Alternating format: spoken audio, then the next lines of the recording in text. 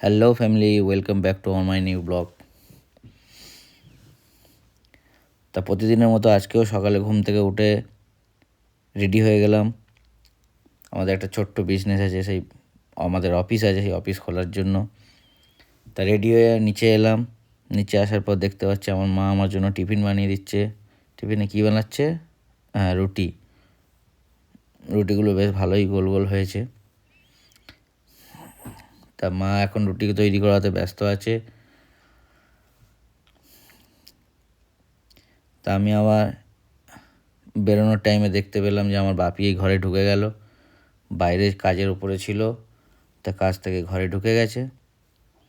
এই যে দেখতে পাচ্ছেন আমার পক্ষীরাজ মানে আমার বাইক, সামনের মডগার্ডটাও ভাঙা। এই যে দুটো আমার চাঙ্কু মাঙ্কু, এর জন্য অপেক্ষা করছিলাম বাড়ি থেকে বার হয়ে।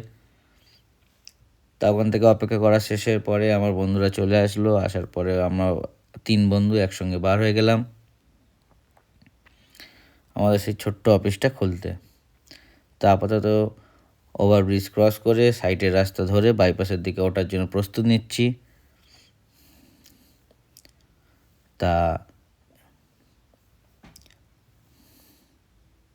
আজকে প্রচণ্ড পরিমাণে গাড়ির সংখ্যাটা বেশিই দেখাচ্ছে।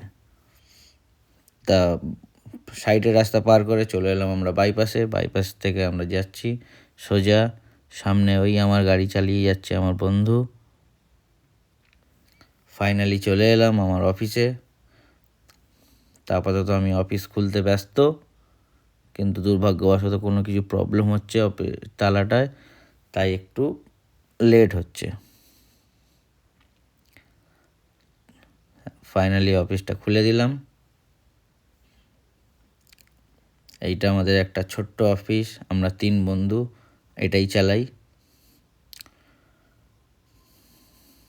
আমরা 3 বন্ধু, ছোটোবেলার বন্ধু। এই অফিসটা 3 জন মিলেই করেছি, ভালোভাবে চালানোর চেষ্টা করছি। তা সারাদিন কাজ শেষ করার পরে অফিস এখন বন্ধ করার টাইম, তাই চেয়ারগুলো সাইড করে দিলাম। আমার বন্ধুরা সবাই বাইরেই আছে, সব গুছিয়ে দিলাম, ডায়েরি ব্যাগ সব ড্রয়ারে ঢুকিয়ে দিয়েছি, চেয়ারগুলো সাইড করে দিলাম। তা আপাতত এই লাইট অফ করে বাড়ির দিকে রওনা দিচ্ছি। বাড়ি যাওয়ার পথে আবার ওভারব্রিজের রাস্তা ধরলাম। এই ওভারব্রিজের রাস্তা দিয়ে সোজা পথে চলতেই থাকছি। এই চলতে চলতে একটা গানের কথা মনে পড়ছে, দুর্ভাগ্যবশত সেই গানটা এখন গাইছি না। এই যে আমার সেই চাঙ্কু যাচ্ছে আমার গাড়ি নিয়ে, আমার পক্ষীরাজ।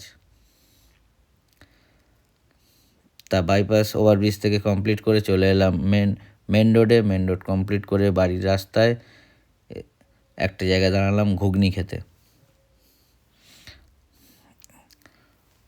আমাদের রাজুদার ঘুগনি খুবই ফেমাস।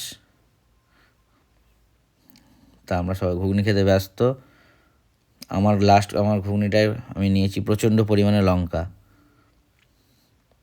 শীতের সময় একটু চড়া লঙ্কা আর লবণ দিয়ে ঘুগনি খেতে তার মজাই আলাদা। আমার চাঙ্কু দোস্ত ঘুগনি খেতে ব্যস্ত আছে।